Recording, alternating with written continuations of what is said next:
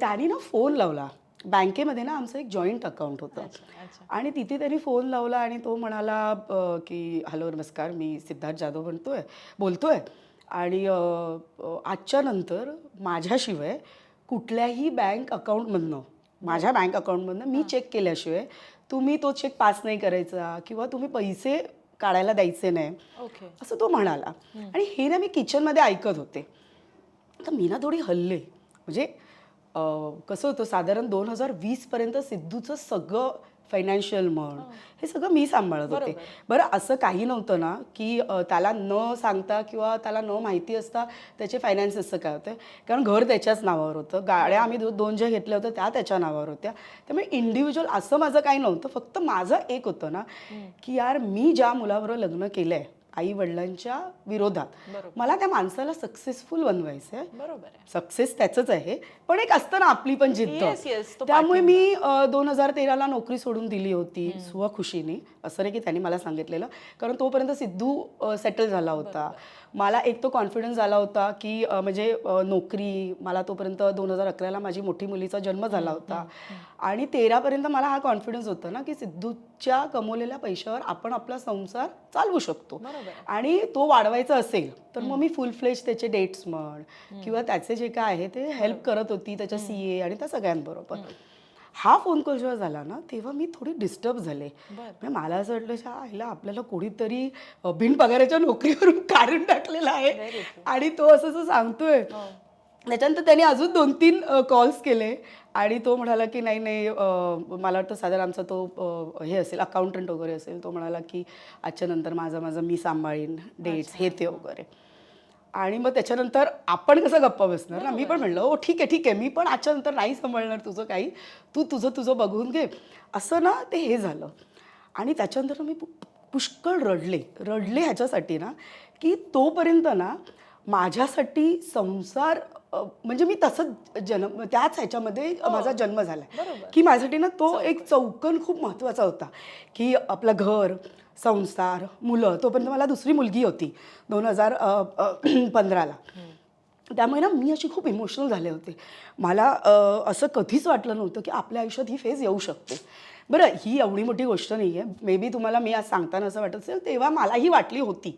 पण आज त्या गोष्टीला मी खूप पॉझिटिव्ह घेते. मी तुला एक गोष्ट सांगू, मला आजपर्यंत या गोष्टीबद्दल माझ्याशी डायरेक्ट कोण अप्रोच झालेला नाही आहे. त्याचं एकच कारण आहे ना की मी फालतू प्रश्नांची उत्तरच देत नाही. अफवा आहेत, खऱ्या आहेत, खोट्या आहेत, मी का तुम्हाला सांगू. मला माहिती आहे माझ्या आयुष्यात काय चाललेलं आहे. अँड फॉर मी, माझ्या आयुष्यात काय चाललंय, इट इज इम्पॉर्टंट फॉर मी. तुम्हाला मी सांगून तुम्ही सोल्युशन देणार आहात का? मी जर काही निर्णय माझ्या आयुष्यात घेतले आहेत तर ते माझ्यावर काही प्रसंग आलेत म्हणून मी घेतले. त्या कुठलेही असो, पर्सनल असो, प्रोफेशनल असो. का आज मी इथे बसले आहे हे माझं स्ट्रगल आहे ना. त्यामुळे तुम्ही मला सिम्पती म्हणून विचारत असाल, न्यूज म्हणून विचारत असाल किंवा अजून काही म्हणून विचारत असाल तर मी त्या प्रश्नाची उत्तरच दिले नाही आहे. त्यामुळे मला असं वाटतं it is my life, I am living it, I am loving it. त्यामुळे मी त्याचे स्पष्टीकरण देणार नाही. आणि आयुष्यात जे घडतं आहे ते आमच्या जसं आधी लोकांनाच कळतं आहे, तर खूप उत्तम आहे, छान आहे, मस्त आहे. आणि जे घडेल तेही कळेल. आणि आई म्हणजे ते आई पण कसं आहे ना, ते कधीच न संपणार आहे. त्यामुळे तो प्रवासही चालू आहे, सुंदर प्रवास चालू आहे. तोही प्रवास मी एन्जॉय करते. बायको म्हणशील तर सध्या बायकोच्या भूमिकेत मी कमी आहे, कारण त्या भूमिकेत बरेच वर्ष होती. आणि आता ते मी असं हँडओव्हर केलेलं आहे. सिद्धूला म्हटलेलं आहे आता तू ते तुझं कंटिन्यू कर. आणि या 2 गोष्टीकडे माझं जास्त लक्ष आहे. मी सिंगल रूम पासून ते 2 BHK पर्यंतचा प्रवासही बघितलाय, मी सगळं बघितलंय.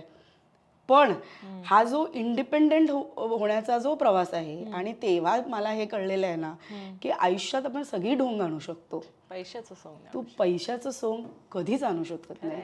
आणि आज कुठेतरी मला ते हॅपीनेस आहे ग, की मी असं नाही म्हणत मी खूप मोठी उद्योजिका आहे का मी खूप सक्सेसफुल आहे. माझ्या मैत्रिणी मला खूप चिडवतात. त्यावेळेला म्हणतात काय तू सिद्धार्थ जाधवची बायको आहे आणि एवढं स्ट्रगल करते, हा काय गरज आहे तुला. तो जेव्हा स्ट्रगल करत होता तेव्हा तू त्याला एवढं सपोर्ट केलंस आणि आता तू सपोर्ट करते. तर मी काही उत्तर देत नाही, मी फक्त हसते. कारण हा स्ट्रगल मला माहिती आहे. मला कुणाला काही प्रूव्ह करायचं नाही आहे. सिद्धार्थ जाधव आज सक्सेसफुल आहे, तो माझा नवरा आहे, माझ्या मुलांचा वडील आहे, या सगळ्या गोष्टीचा मला अभिमान आहे.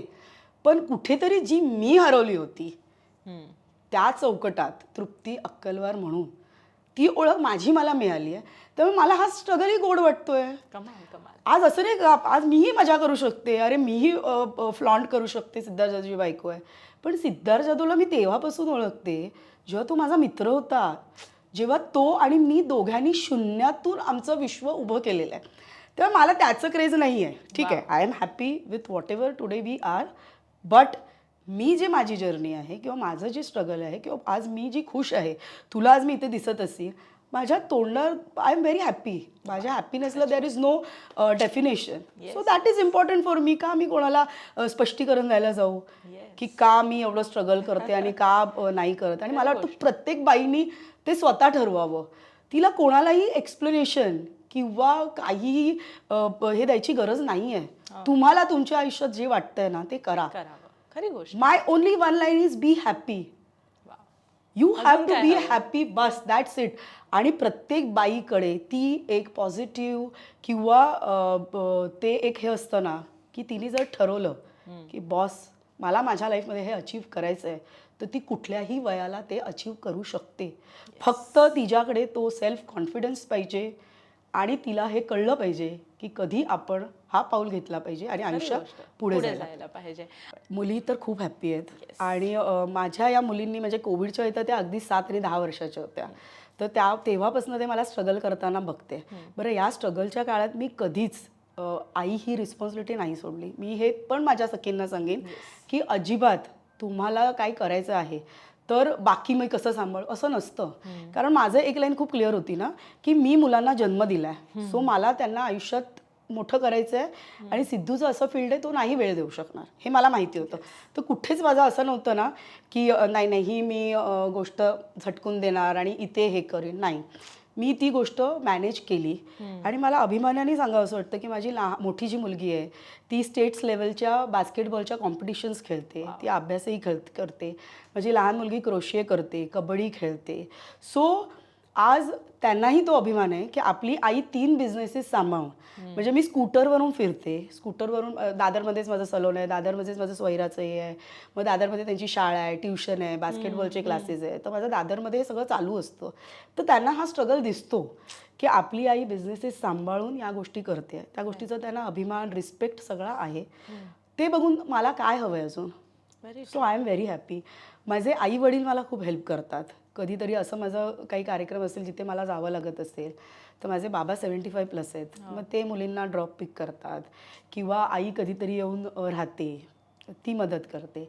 त्यामुळे त्यांनी मला नेहमी असं वाटतं की ते 75 आणि 70+ असून जर आजही स्वतःच्या मुलीच्या मागे एवढे खंबीर उभे आहेत आणि म्हणजे त्यांच्यामुळे मी बऱ्याच गोष्टी करू शकते.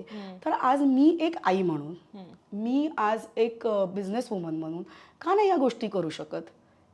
कमाल आहे. So if you ask me की एव्हरीबडी इज हॅपी आणि ही जर्नी चालू आहे. मी असं कधीच नाही म्हणणार ना मी खूप मोठी उद्योजिका नाही आहे. जे काय माझं चाललं आहे माझ्या डोक्यामध्ये अजून भरपूर गोष्टी आहेत त्या मला करायच्या. पण हा एवढंच आहे की तो एक ब्रेक मधला तो जे 7-10 वर्षाचा काळ गेला त्यामुळे थोडीशी मी मागे पडली. पण ठीक आहे, I am trying to catch it.